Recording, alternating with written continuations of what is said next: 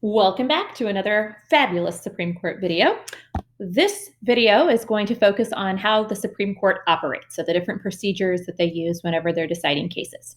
So first of all, the Supreme Court sits for 2 consecutive weeks each month. Now I say 2 consecutive weeks, but that doesn't mean like they're there for 14 days straight. Like that's when they're technically in session.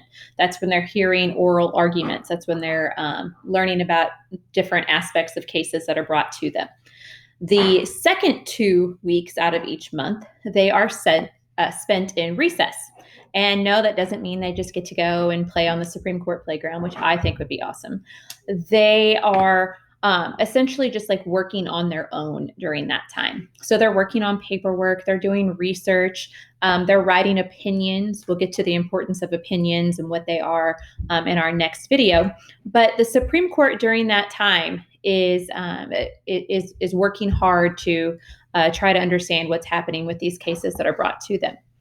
So cases reach the Supreme Court in a few different ways. We've already talked about how the cases reach the court through original and appellate jurisdiction. So just a quick review there. Original jurisdiction refers to the first time a case is heard. So the Supreme Court can hear a case the first time in a few different situations. Like if a state is involved, the Supreme Court can hear it the first time.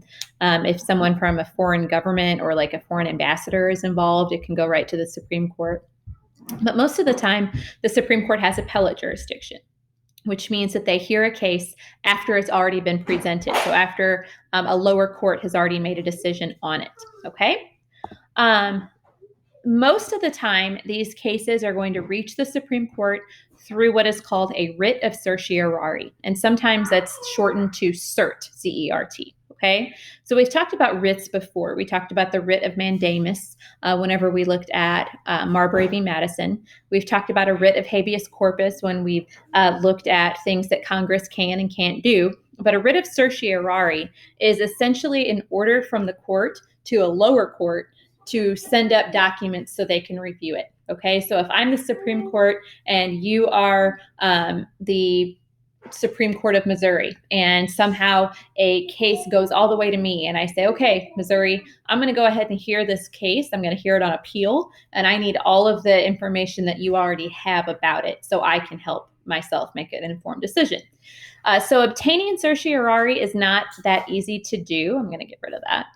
It's not really that easy to do. A very small percentage of cases that are actually asked or sent to the Supreme Court actually obtain certiorari. So they're like, it's not just, oh, I got a case sent to the Supreme Court, I'm automatically going to have my case heard. Not how it works. So the court can choose what it can hear, what it wants to hear, what it doesn't want to hear. Okay. So the Solicitor General. Now, this is an interesting role. We all know that the chief legal or the chief law enforcement official in the United States is the Attorney General, right? So the Attorney General is most of the time considered to be like the top attorney for the United States.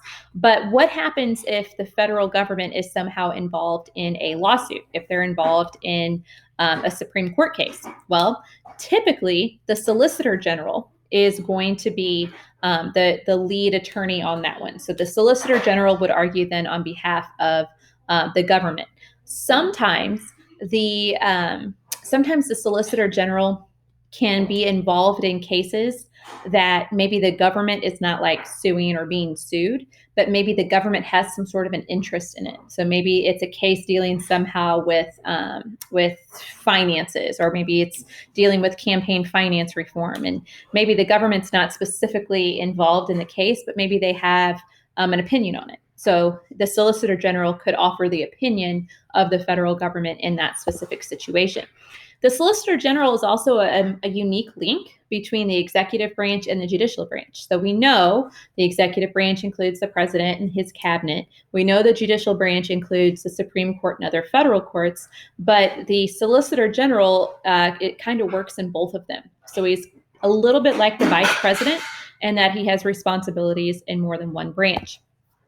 So the Solicitor General often or he in his office, it's not just one person, is often responsible for trying to figure out if the government should appeal a case. Okay, so if the federal government is involved in a case, it's going to start in the federal courts, and maybe the first decision in the district court wasn't what the federal government wanted. So the Solicitor General is responsible for saying, yeah, we're going to go ahead and appeal that, or you know what, it's not worth our time, we're just going to move on.